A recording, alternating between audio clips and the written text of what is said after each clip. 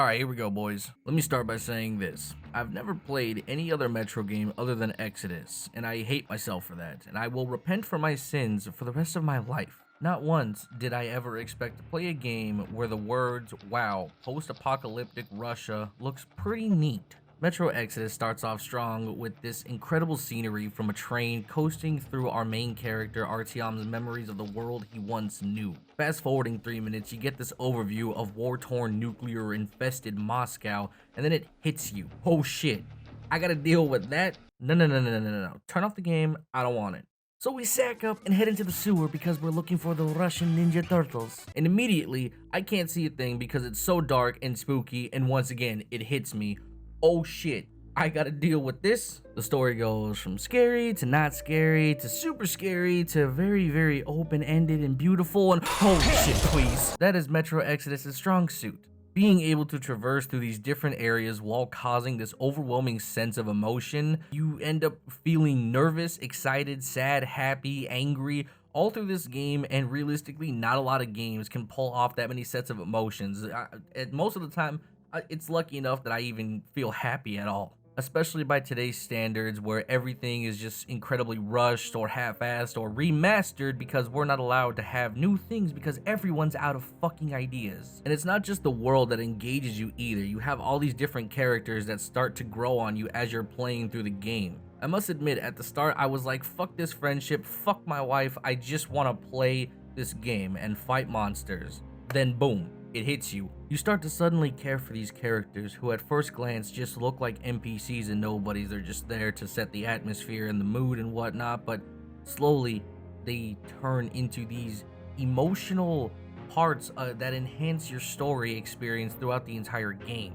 And I know the question is, but Squid, I get it, the story is great and all, but what about the combat? Well, my son, listen up, alright? The combat is fun with a variety of elements ranging from stealth gameplay to all-out raging gun battles and standoffs, but realistically that's the high point for the combat. The game rewards you a bit more whenever you're stealthy and take a less aggressive approach, which I found sort of tedious, but at the same time, this is real life, so if I don't want to die to those 20 mutant dog things, I should probably not use my unreliable steampunk AK-47 with only 20 rounds. Oh, reload the gun!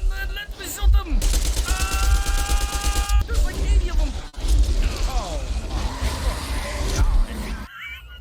god. Now boys, the gun options, oh my boy, let me show you why the combat can be the way it is. You got your shitty AK-47 that will be the worst thing in this game until you actually get some upgrades for it. You got the John Wick revolver that is probably the best thing in the game because it can be a pistol, a revolver, a sniper rifle, because the game gives a shit about us, and as players, it likes us to have options for fun.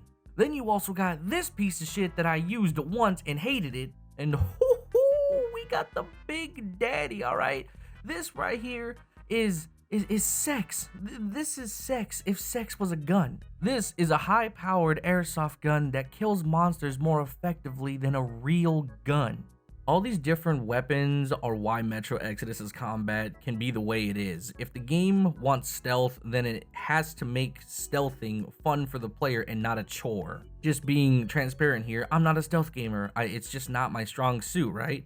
But games like Metal Gear 5, Dishonored, Assassin's Creed make stealthing fun for guys like me. I can happily add Metro Exodus now to that list as well, but you see, where a game like Far Cry 5 tells you to go and take out this camp, you're like, okay, let me just grab a helicopter and do that. Metro Exodus wants you to do that, and no. You gotta grab the night vision, you gotta get the revolver, and do it the real man's way, by hiding in the dark and stabbing a guy from the shadows. Speaking of shadows, the sound design is probably the best thing I've ever heard in any video game that I've ever played. The guns sound loud and explosive when they're not suppressed. The punches are comically loud and sound like something out of a cartoon.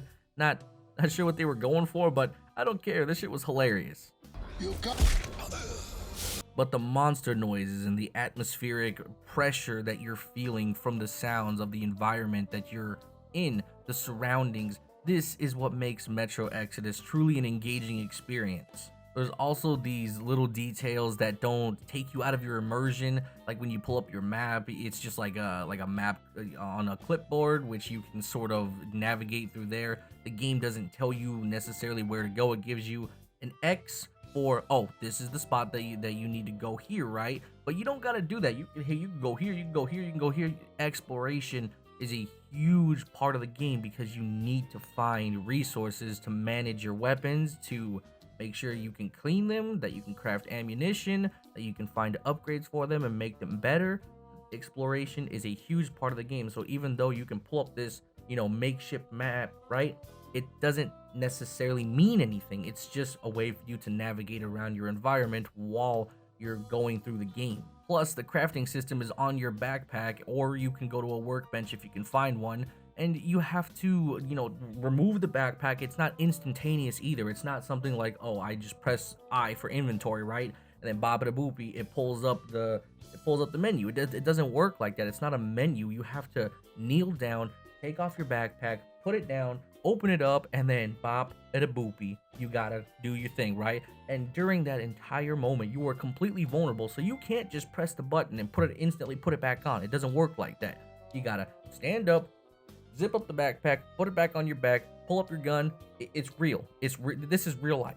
You can't just cheese your way through the game. It rewards you for being logical. It rewards you for thinking how you should whenever you are in this environment. And then you have all these little minute details, from wiping moisture off your gas mask to suppressors lighting up orange whenever it's overheating.